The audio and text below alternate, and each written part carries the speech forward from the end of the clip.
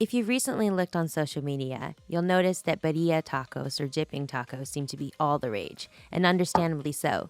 They're rich, savory, fatty, and meaty, and today I'm going to show you how to make some of your own. One of the true stars of the birria tacos is the soup. In order to do that, you need an array of dried Mexican chilies. Today, I'm going to be using 7 dried Guajillo Chili Peppers, 4 dried California peppers, and 3 Ancho chilies. Those ones make a nice, complex, slightly smoky, but not spicy taste. If you would like to add in a little bit of kick to your broth, feel free to add in 2 to 3 chilies de árbol. To prep your chilies, you want to remove all the stems and shake out most, if not all, the seeds. Then you'll want to tear them into some 2 to 3 inch chunks and put them into a bowl because we're going to need to steep the chilies in 2 cups of hot water to soften them and release some of the flavor. So while our chilies are steeping, let's prepare our meat. Today I'm using 4 pounds of chuck roast that I've cut into 3-inch cubes. I use something with some good fat marbling because not only will it keep the meat from drying out in the slow cooker, it'll also add another layer of flavor to the broth that we're going to dip our tortillas into later. You'll want to add 1 tablespoon of apple cider vinegar and a teaspoon each of kosher salt and cracked black pepper. Massage that into the meat to help start flavoring and tenderizing it. We'll add more salt and pepper later, but the best thing to do is to start with a little and add more after, because while you can add more, you can't take away later. Traditionally, birria is made with goat meat, but living in the US, sometimes that's kind of hard to come by.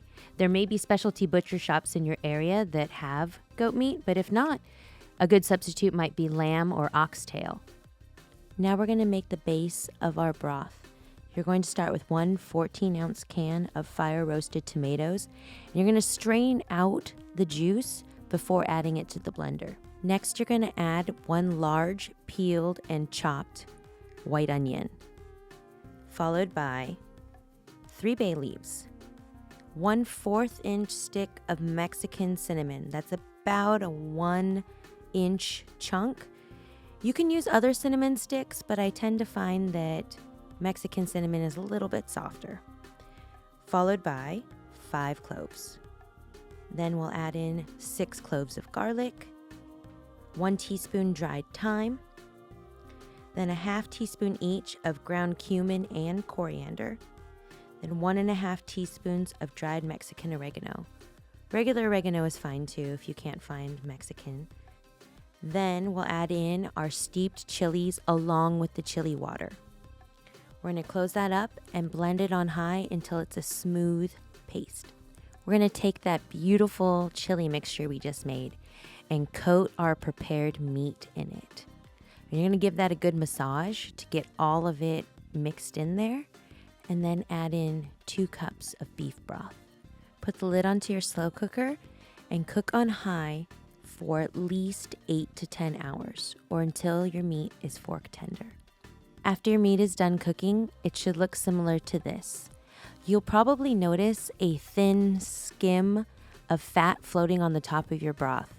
That is perfectly fine, and you want to keep that because it is integral to when we are frying up our tacos later.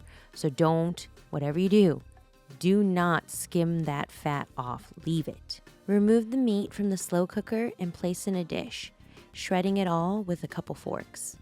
Season to taste with salt and pepper, and add a few spoonfuls of that delicious broth in to keep the meat moist. Oftentimes when people think of birria, they think that it means the taco in and of itself, but it's actually the stew part. Birria comes from the Jalisco region of the southern part of Mexico. As it started becoming more popular, it moved its way up to Tijuana and started popping up in tacos. Now, the moment you've been waiting for, making those tacos. You're going to want to dip your corn tortillas into that fat-laden broth. Not only will it give it a great taste, but it'll also keep your tortillas from sticking to your griddle or your pan. If you don't have a Blackstone griddle or something similar, you can easily use a non-stick or cast iron pan on high. Just maybe add a little bit of extra oil in there to keep things from sticking.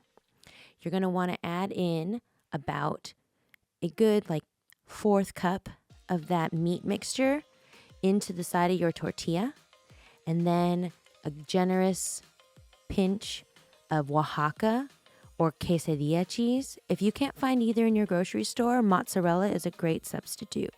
And then a spoon of chopped white onion and cilantro. Then you're going to fold that in half like a quesadilla and griddle it on both sides till they get crispy and the cheese is nice and gooey. Serve your tacos alongside a generous amount of that delicious broth and you're set. Enjoy.